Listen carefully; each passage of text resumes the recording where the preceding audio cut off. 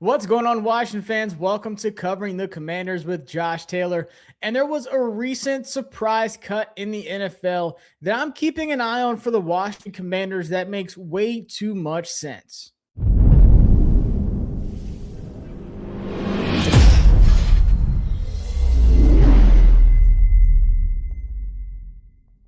Welcome to the channel. Make sure you are subscribed as we are chasing 1K subs on the new YouTube channel, which is already popping in a short period of time. So thank y'all for the support.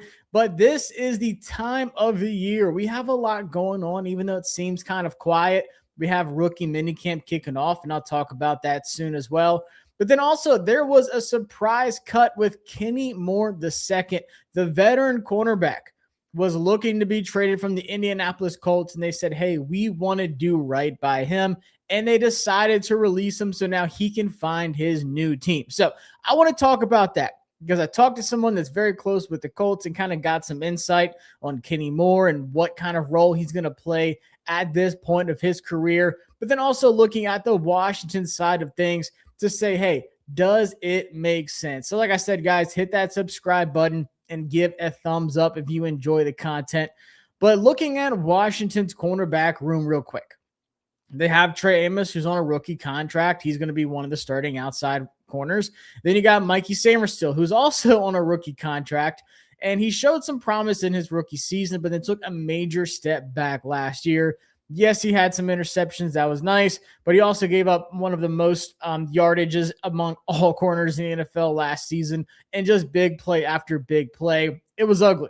But then he also showed that he kind of struggled inside. He couldn't stop the run as a nickel, so I think he's probably best on the outside. But then they also added Amik Robertson on a cheap 2-year deal. That could even be just a 1-year deal if things don't work out. And he's another one of those guys that can play inside or outside, but he's undersized just like Mikey Samerstill. So what does that mean? They have just under $9 million in salary cap hit invested in those three this season. I don't know the numbers league-wide, but it's got to be one of the lowest when you're looking at starting three corners on an NFL roster. Just under $9 million in a salary cap hit. Like I said, I feel good about Amos. I don't know about Mikey Samerstill, and I don't know about Amik Robertson and who's going to go where. Dan Quinn's said it multiple times.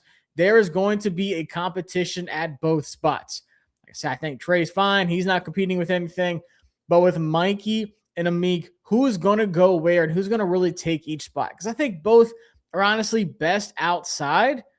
But then also look at the Commanders and how they attacked the NFL draft. They showed interest in a ton of corners. Malik Muhammad, Mansour Delane, Dalen Everett, but then also a lot of slot guys like Keontae Scott.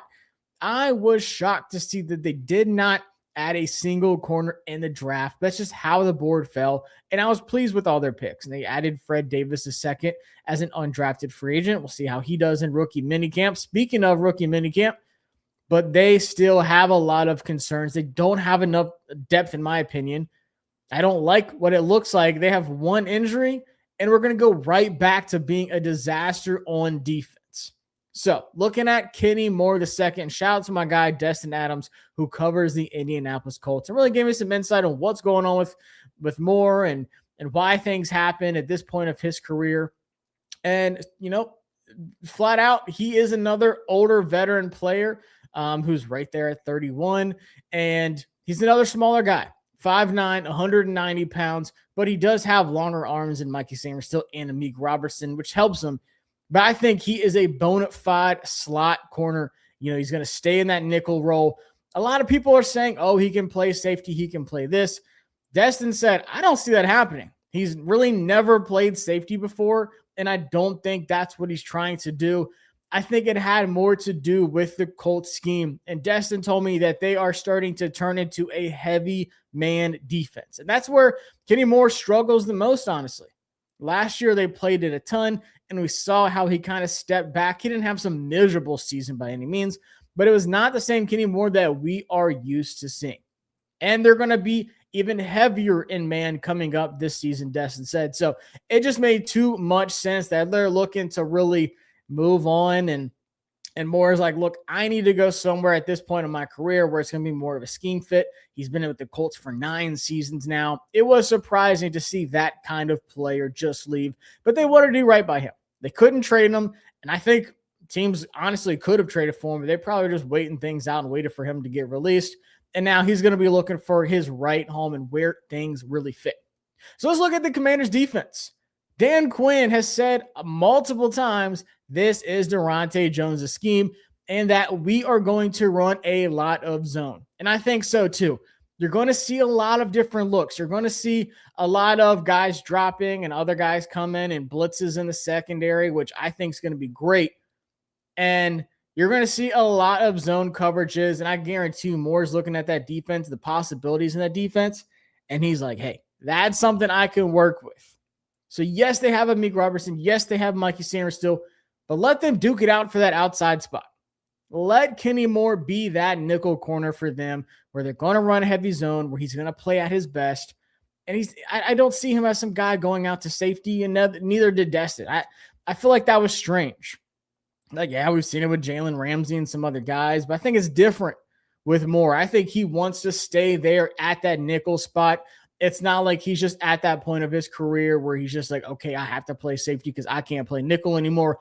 I think it's all about scheme fit.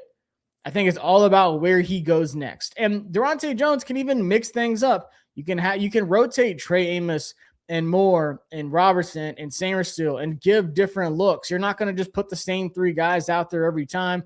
Different packages will have different players.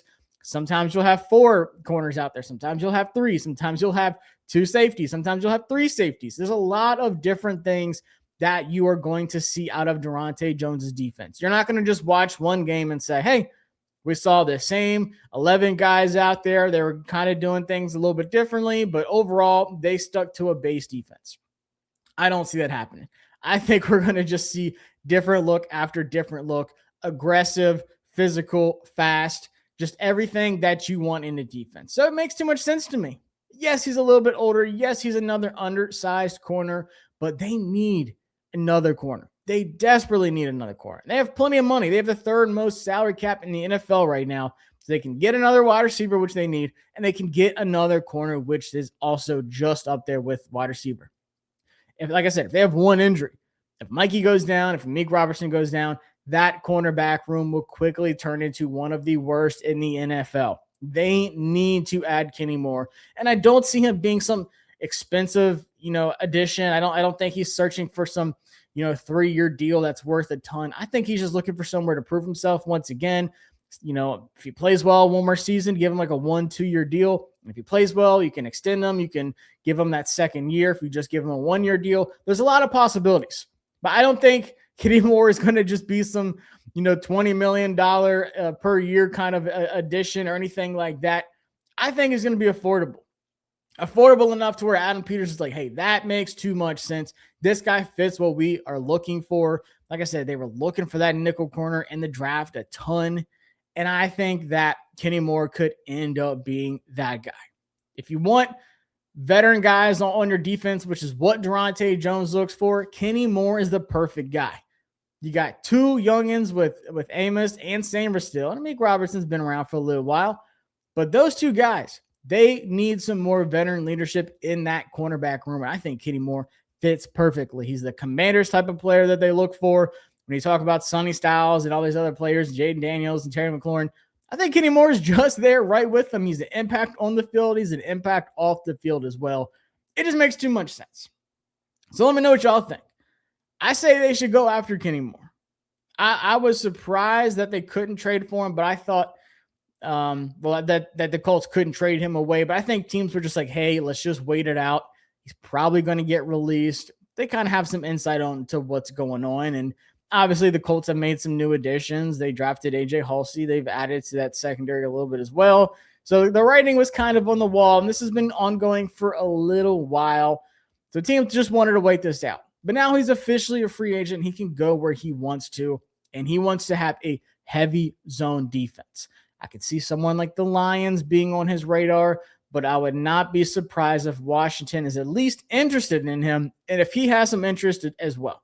Like I said, this isn't Dan Quinn's defense anymore. This is Durante Jones, aggressive, unique, versatile defense where you're going to just see a ton of different looks. I think this is where Moore could thrive. I don't think he's done. I don't think he's washed. I'm not saying he's going to be back to his Pro Bowl self once again, like he was, what was it, 2021? But I think that Kenny Moore is still good enough to make an impact on this defense. Show me how aggressive you want to be, Adam Peters, with that window closing on Jaden Daniels' rookie year. You got him cheap. You got some cheap corners right now. You can invest a little bit of money without overpaying in Kenny Moore. I mean, look, they added a ton on defense. Edge rushers, linebackers. They added to the safety room. Reunite him with Nick Cross. Nick Cross is probably sitting there with AP like, hey, man, I can tell you all about Kenny Moore. This guy is a stud. This guy is a leader. This is the kind of guy you want on your defense. But not everybody's going to want him. A lot of people want Sneed. A lot of people want Trayvon Diggs, you know. I think out of those three, Kenny Moore would probably be my top pick. And I think it would help. It's going to help Samerstill and Robertson because I think they're both best outside. I think Robertson is better as a nickel than Mikey Samerstill is. So if they don't add another corner, I think Amik's going to be the slot, and I think Mikey's going to be outside. But I still think Kenny Moore in the slot, and you let Mikey and Amik duke it out, get that starting spot, or you can just rotate guys a bunch. It doesn't matter. I would just hate to see what this cornerback room looks like if one person goes down. The depth is non-existent, but then also the starters, it's a little shaky. We got to solidify that. I think the defensive scheme is going to help a ton. Absolutely think it's going to help a ton. But I'm still not sold on Mikey and Amik as those starters just yet until I see something. But for now, I'm adding Kenny, guys. Let me know what y'all think. Make sure you are subscribed to the channel. Got a lot of stuff cooking up. Like I said, rookie mini camp started today as I'm recording this on a Friday on May 8th, and I'll put this out here shortly. But I'll have a video coming up this weekend talking about rookie mini camps. Dan Quinn talked to the media before practice, so talk about that.